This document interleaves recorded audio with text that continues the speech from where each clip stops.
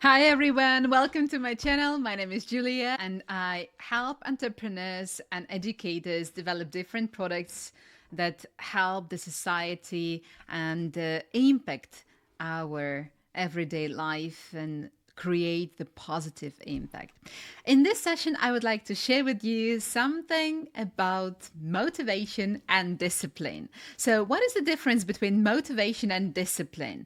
Some people say that motivation is really important, and that's absolutely true. And others stand for discipline and they say, no, motivation doesn't really matter, and discipline, that's something what goes first. I think that both make sense. However, if we have the system at place, and if we have this impulse, so if we have this emotion behind and we have motivation behind what we want to do, then we can see that we can approach the goal way faster and we can see that the results can come let's say, within the period of time within which we are planning to achieve the goal. And what I would like to mention, I would like to emphasize that motivation is the emotional stream. And this is something what is influenced by our mood, our surrounding environment where we are in, our energy. And many times we feel lack of energy. Oftentimes we see, oh, maybe it's a wrong day. Maybe that's something what I don't really want to do. But then if you really want to do something, if you want to approach the project in the right way, then the discipline, that's something what comes into place.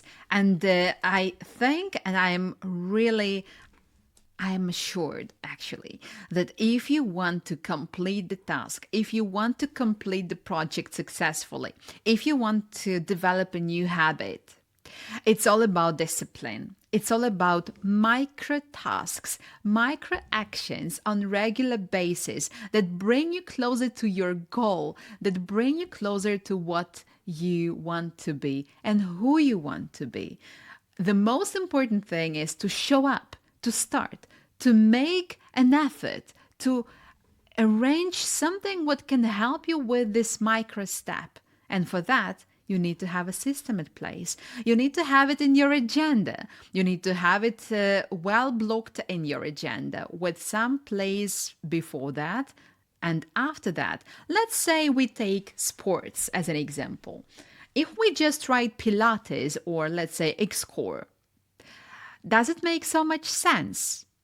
Well, if we are busy people, then it means that it's not enough actually, because there is some time before the training and after the training to commute, to change the clothes, you name it.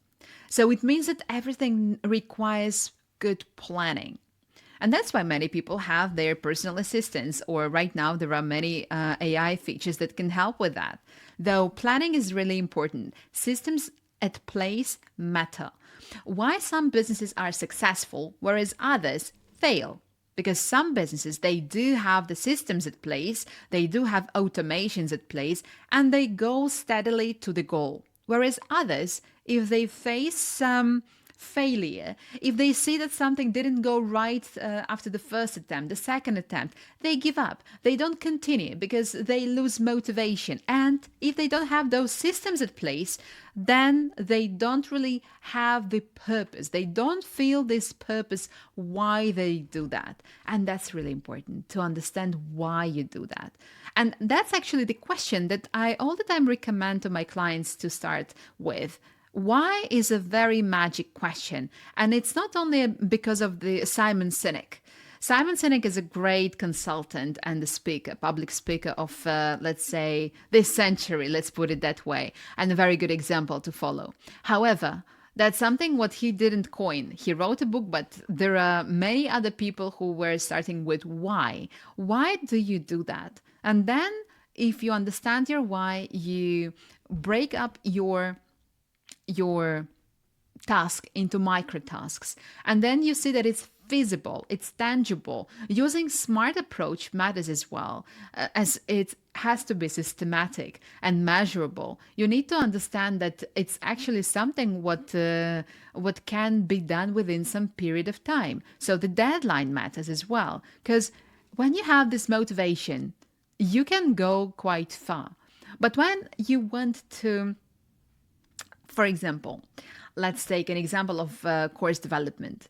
If you're developing a course, you understand the steps. And if you see the final point, then you see how it should look like, right? And how you envisage it in your head. But preferably it has to be somewhere in your planner, organizer, or at least on the paper. So that's something what will absolutely perfectly fit for the very beginning. And then when you see that there is something what you need to reiterate or you need to change, then you can do that. However, if you don't have a plan, if you don't start with planning, with evaluation, with all those stages of course development, it becomes difficult to approach the task, or it feels difficult when you want to start it. And if you plan it, if you divide it into micro tasks, then you can see that it's feasible. You can see that you can make it. You can see that you actually, little by little, can come to this goal. And in 1 month or two, depending on how dense and how much of help you have, you can actually complete the development of the course, and it can go live. Another situation, if you don't have systems at place, if you have just motivation for a couple of 2 days, then this idea has a high risk of just disappearing and without even being implemented. Why it happens?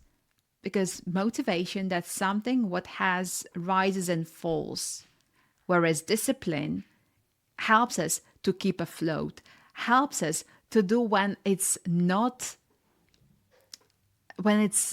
enough energy, when you feel that something is missing, when you feel that emotionally you are not so good.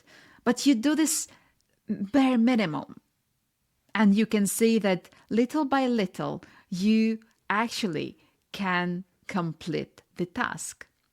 And little by little, you feel the impact. You feel that you are changing something. You feel that you can change not only the perception of people, but you can actually influence their attitude, their behavior even.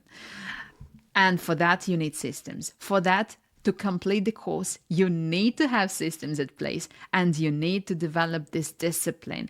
How to develop discipline? Let's come back to just general examples that can be there. When you have one of those habits, ideally, you need to attach one habit to another. For example, you want to develop a habit of reading. You want to read one book in 1 month, let's put it that way. Then what can you do for that? And you may say, I'm so busy, I don't have time for reading. What you can say, you can attach one habit to another. You drink your coffee or tea per day, 1 or 2 cups, and you can take your favorite book that you want and you want to complete within this day, and you want to finish it. And you will see that in 1 month, you will complete reading this book, with the help of coffee drinking or tea drinking, you name it. And what it means, you have some micro steps, you attach one habit to another, and eventually it leads you to success. Eventually you have a win. Eventually you have 1 book read. And if we multiply it by 12, you can see that in 1 year you can read at least 12 books, even more, but at least 12.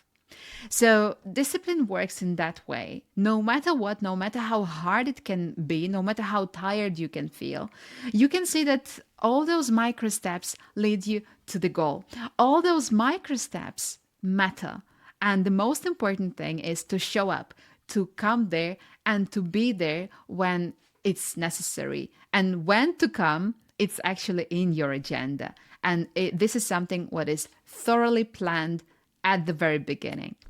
I wish you good luck. It was the first live on this channel, and next time I'm expecting more people to show up. For now, I wish you good luck and see you in my upcoming video. Bye!